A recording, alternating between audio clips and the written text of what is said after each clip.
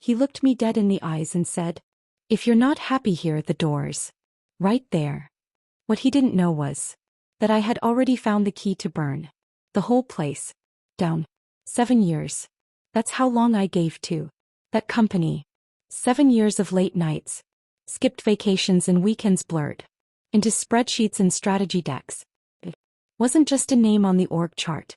It was the heart of our content strategy, the brain behind our most profitable campaigns. But none of that seemed to matter the day Callan showed up.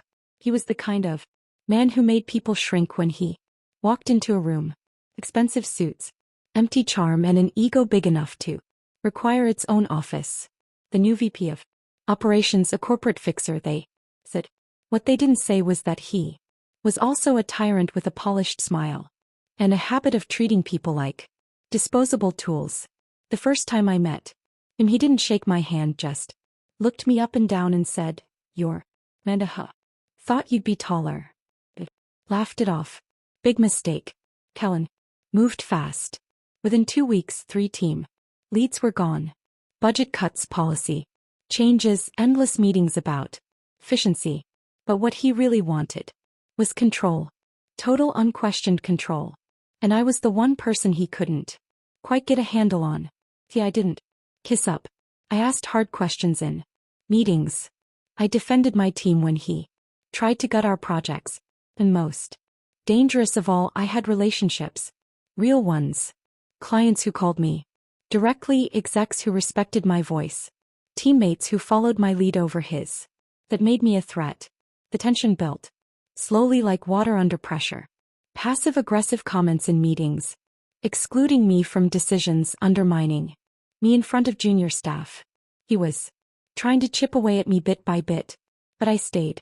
Not because I was scared to leave, but because I was watching, calculating, waiting. The silence after I closed that door was louder than anything Callan had said. I didn't slam. I didn't throw a tantrum. Simply walked out. But that walk, it echoed through the halls like an earthquake. Over the weekend, my inbox lit up with everything from concern to confusion. "Hey, are you okay? What happened in that meeting? I hope you're not quitting." And then came the one that told me everything I needed to know. "Just so you know, Callan said you were taking some personal time to cool off. He's assigning your accounts to Rachel. Temporarily."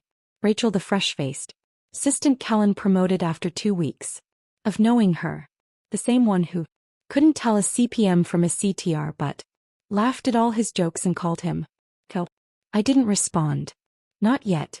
Monday morning, I walked into the office like nothing had happened. Not for long-term drama, just long enough to observe. Callan avoided eye contact. Rachel had already moved into my desk.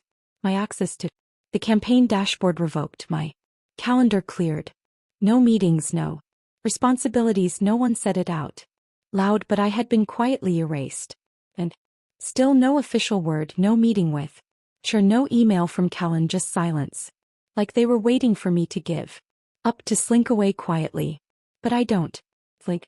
Instead, I sat down in the back conference room with my personal laptop and watched them play their game. Callan strutted past the glass walls like he'd. Rachel gave me awkward little half smiles like she felt bad but not bad enough to stop taking credit for my work. I stayed there all week, made it my temporary office. Each day someone else stopped by. A coworker, a client, contact, even a member of the exec team. "Are you leaving? Do you need help?" What really happened in there? I told them the truth calmly, clearly. No drama, just facts. And in doing so, I did something Callan never could. I made people think. That Friday, Callan called me into his office. Finally, he leaned back in his chair, all faux confidence and crocodile charm. "Look, Manda, you've had a good run here, but things are changing. Maybe it's time you moved on." I just looked at him and said, "You're right. I've had a good run, but I don't move on. I move forward." I handed him my resignation letter, stood up, and walked out for real this time. But this time I didn't walk away with nothing. I walked out with a plan, and when I came back, they wouldn't see it coming. When I left the building that day, I didn't cry. I didn't scream. I didn't even look But in my head I wasn't walking. I was drawing the blueprint for Callan's downfall. Let them think I was defeated. Let them believe they'd won. That was the best part of all this. They had no idea what I still held in my hands. You see, while Callan had been busy playing power games and cutting budgets, I had been building something real, something he couldn't touch. Years ago, I spearheaded the development of a proprietary content performance tool we called PulseTrack. It analyzed engagement patterns across platforms, optimized timing, tone, and distribution strategy. It was revolutionary for us. Our campaigns had outperformed competitors by 40% the year it launched. But here's the thing, the legal team never bothered to file the IP under the company. It was registered under my name. I created it on my own time. I maintained it. I improved it, and I never signed over ownership. They used it, relied on it, bragged about it in sales meetings, and now they were still using it without me. That was their first mistake. The second mistake was underestimating how many allies I still had. Quiet ones. People who hadn't forgotten how I carried the team through brutal deadlines, how I pulled off million-dollar campaigns while others coasted. By Monday, I was already in touch with 3 former clients' brands that had personally requested me for years. When they heard I'd left, they weren't pleased. Wait, you're available. No. Do you still have access to Pulsar? Would you be open to consulting for us directly? Yes. Yes. And hell yes. I wasn't going to create a new company just to compete with them. That would have been too obvious, too slow. No, I was going to pull the rug out from under them, one client at a time. By Friday, I had set up a clean LLC, designed a brand, and built a landing page for my consulting services. Simple, sleek, targeted directly at the same type of clients my old company served. And here's the best part.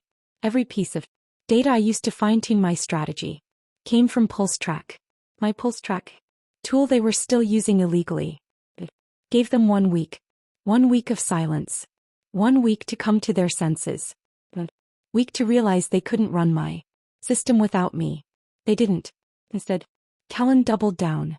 I heard from someone inside that he'd told the board I had no claim to anything, that I'd stormed off like a child, and that my exit was the best thing to happen to the company in years. It was like watching someone set their own house on fire and then blame the wind. So I made my first move. I sent a cease and desist letter to their legal department. Formal, precise. It outlined the ownership of Pulsar, the patent filings, and the licensing terms they had never honored. I gave them 72 hours to shut down their use of the system or face a lawsuit. The response is that they stripped my name from every project I'd ever worked on, deleted mentions of me on the company site. One brave intern even replaced my photo in an internal slide deck with a stock image of some blonde woman in a pantsuit. So that's how they wanted to play. Fine. That weekend I recorded a private walkthrough of PulseTrack's inner workings, showing how it had been designed, how the company had used it without license, and how their current use violated multiple clauses in the Software Copyright Act.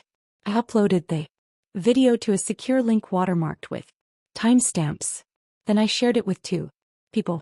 A journalist I trusted at Digital Insider Weekly, who'd once interviewed me on emerging analytics, a former investor in the company who had recently pulled out when Callan took over. The journalist messaged me back within hours. Holy hell, this is huge. I want to run this. Can you go on record? Not yet, I told her.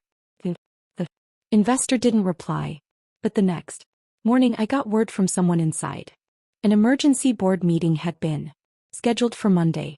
Suddenly Callan wasn't smiling so much anymore, but we were just getting started. The cease and desist letter was sent at 9:02 a.m. It was professional, calm, precise. It outlined exactly how PulseTrack, my proprietary system, had been registered under my name, how the company had continued using it after my departure, and how they had no legal license to do so. I gave them 72 hours. to respond before I filed a formal lawsuit. Then I waited. First I expected panic, a call from legal, a frantic message from the board, even just a passive-aggressive reply from Kellen. But instead there was nothing. Just silence until on the third day I received an email. Cold, legal, dismissive. After internal review we find no evidence of intellectual property infringement. This matter is considered resolved. We wish you the best in your future endeavors. It was a calculated slap in the face. No apology, no explanation, just arrogance wrapped in corporate language. I sat in my apartment rereading that sentence over and over. I could feel the fury building in my chest, but I didn't let it show. Not yet. They wanted me to lash out, to look irrational. That's what men like. Kellen counted on a woman who finally loses it so they could dismiss everything else she'd said. Then I poured myself a glass of water. Then I opened my laptop. It was time to escalate. I sent everything to a journalist I trusted, someone who'd interviewed me years ago when Pulse Track first launched.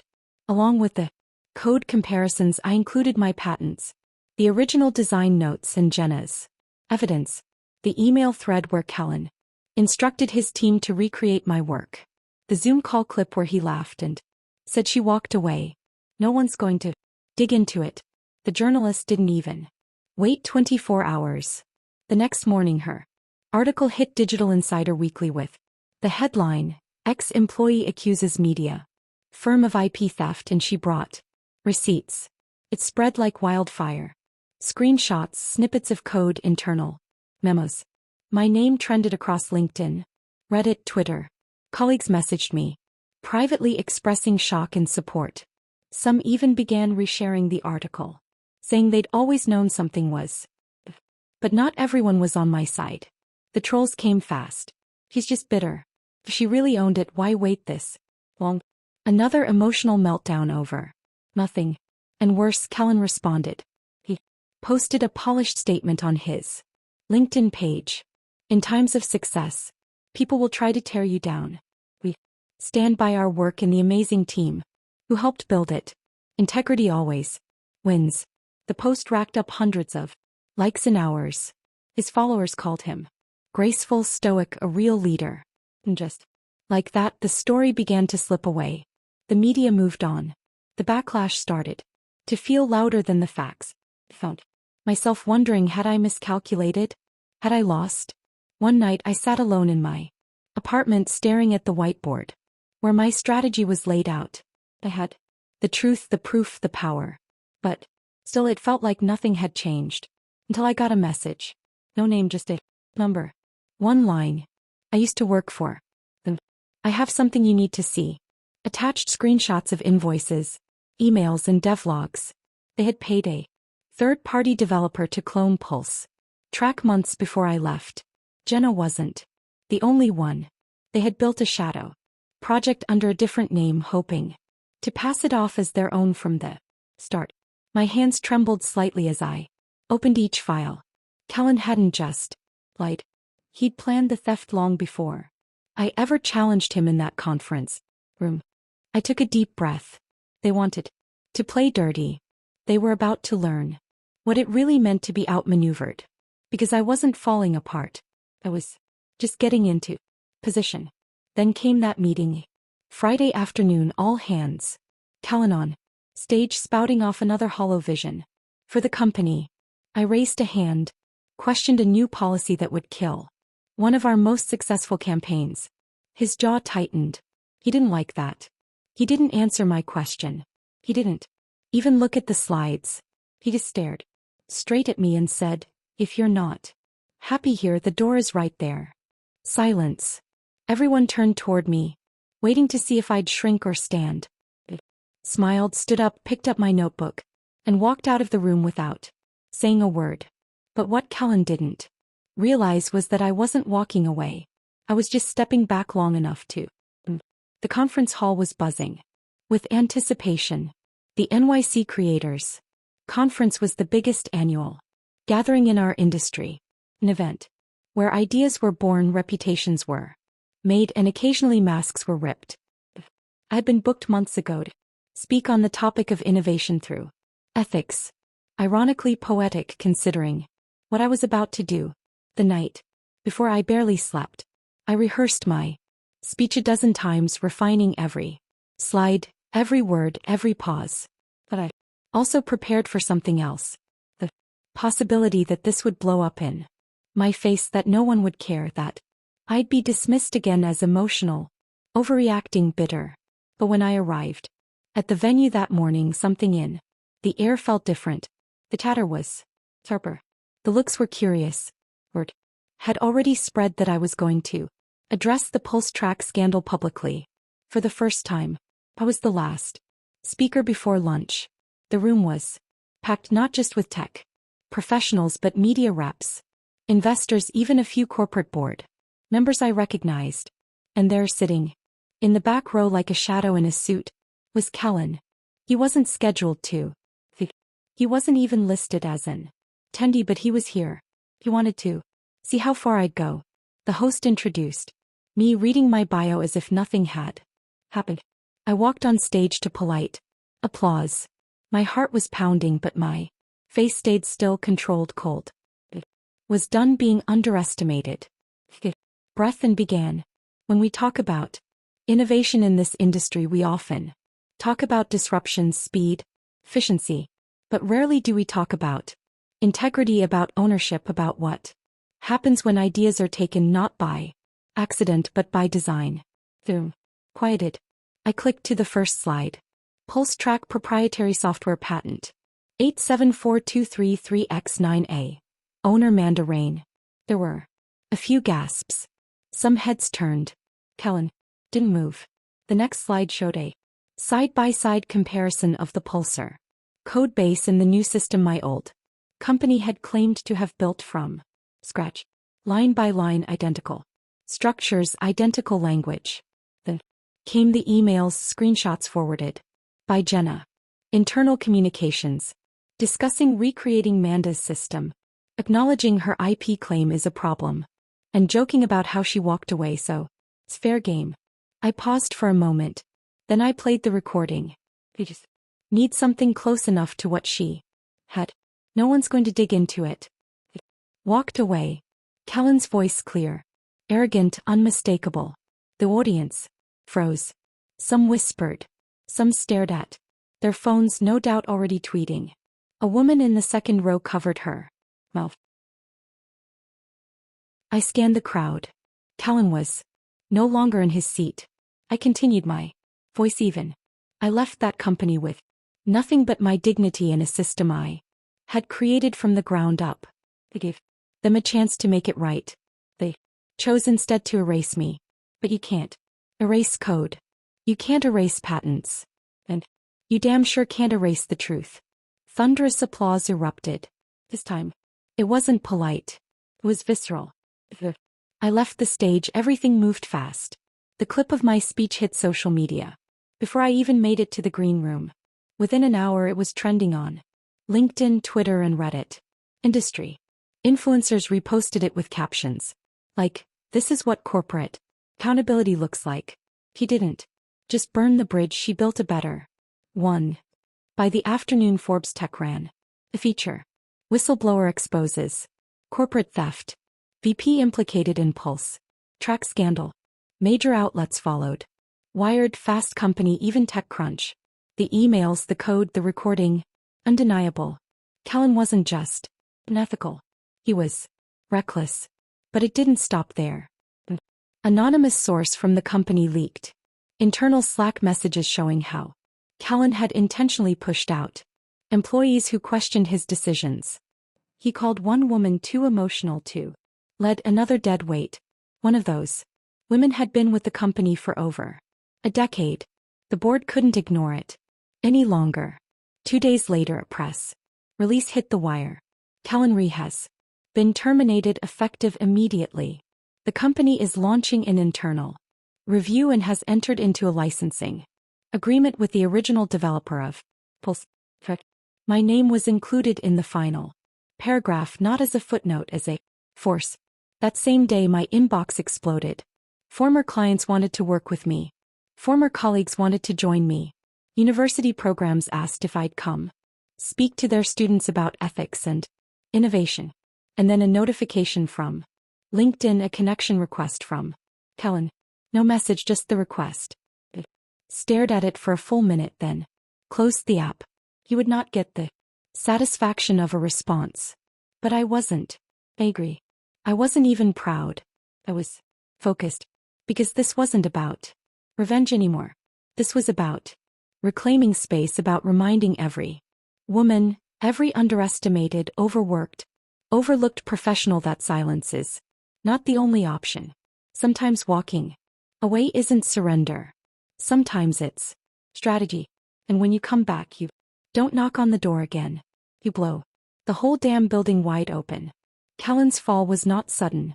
It was slow, public, and exquisitely painful. The days following my conference speech, the headlines didn't stop. What began as an expose on IP theft snowballed into a larger conversation about toxic leadership, abuse of power, and systemic erasure of women's contributions in tech. Former employees began speaking up on LinkedIn, on podcasts, in anonymous Twitter threads. They told stories of Kellen's manipulation, how he'd taken credit for others' work, pushed out team leads under the guise of streamlining, and created a culture of fear masked by corporate jargon. One post from a former junior strategist hit over 1 million views in 2 days. He once told me, "You're smart but not leadership smart." I believed him until now. Thank you, Manda. By the end of the week, 3 major clients had severed ties with the company, citing ethics concerns and reputational risk. Their PR team scrambled, but every statement they released was instantly dissected and mocked. And then came the final blow. Jenna, with legal backing, filed an official whistleblower complaint, alleging that Kellen not only ordered her to clone PulseTrack but pressured her to delete files and retroactively sign NDAs to cover it up. That emails, timestamps, even a voicemail he left her saying, "Just make it disappear. No one needs to know." The board had no choice. Within 24 hours, Kellen was terminated, effective immediately. The company issued a short statement citing serious breaches of conduct. No apology, no mention of me by name, but I didn't need it. I didn't need their recognition because I had something better. Clarity. I had walked away from that company with nothing but the truth. And now the truth had burned down their lies one by one. And while Kellen's career smoldered, mine quietly took root. I wasn't interested in fanfare or revenge parades. I didn't go on a media tour. I declined interviews. I didn't even share the Forbes article where they called me the woman who rewrote the rules. Instead, I built. With Jenna at my side, I launched a consultancy, small, sharp, and values-driven. We named it Signal Ethics, because everything we did came down to one thing: sending the right signal. In just 2 months, we signed 6 former clients from my old job. Clients who said they followed my journey, respected how I handled the fallout, and trusted me more than ever. My days were full, but no politics, no fear, just purpose. One afternoon, as I wrapped up a strategy session, my phone buzzed. A LinkedIn notification. Kellen Ree has sent you a connection request. No note, no apology, just silence masquerading as an olive branch. I didn't accept. Didn't block him either. I let it sit there, a frozen reminder of everything he thought he could get away with and didn't. Because here's the thing about power. It doesn't belong to those who shout the loudest in boardrooms. It belongs to those who walk away from the fire and come back with the match. 6 months later, I received a curious invitation. It was for the annual Ethics and Innovation Gala, a black tie event hosted by a national tech organization, a celebration of integrity, transparency, and leadership in the digital age. I almost deleted it out of habit, but then I saw the subject line: "You've been nominated for the Rising Integrity Award." I blinked. I hadn't even known there was such an award, and I certainly hadn't campaigned for one. But someone had submitted my name and somehow the story had traveled far. Beyond the tech circles I used to occupy. I accepted the invitation not out of vanity but out of quiet defiance. 6 months ago I'd been erased. Now I was being called to the stage.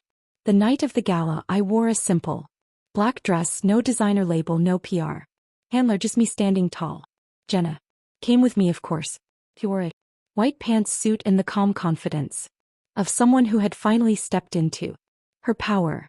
The ballroom was filled with industry leaders, journalists, policy makers, founders.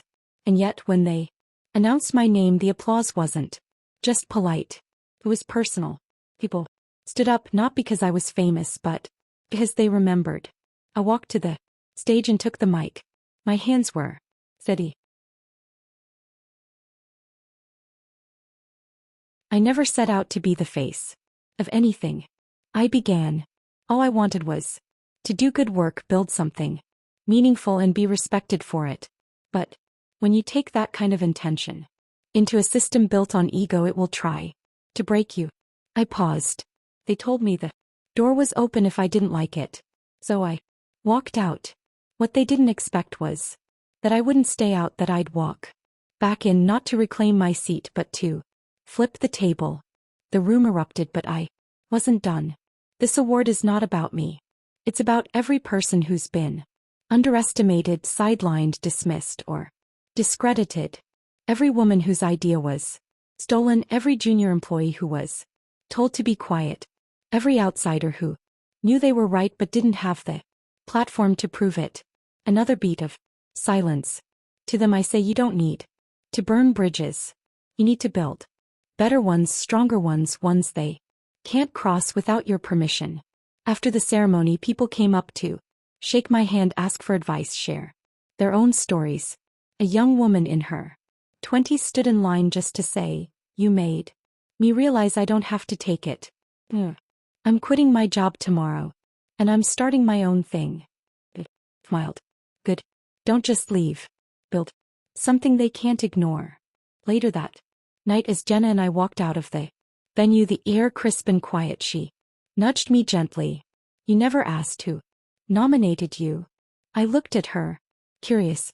Was it you? She shook her head. Nope. But I found out. She handed me her phone and email. It was short. Anonymous, sent to the award committee 6 months ago. She may not ask for credit, but she deserves the world to see what she stood for. She didn't just fight for her own name. She fought for all of us. Signed, a former intern. I stood there, stunned. I didn't know who it was. Maybe someone I'd mentored. Maybe someone I barely remembered. But they'd remembered me. And that's when it hit me. The twist wasn't that I'd won. It was that they had lost the moment I refused to disappear. Because sometimes revenge isn't about ruining someone else. It's about rising so high that they can no longer reach you.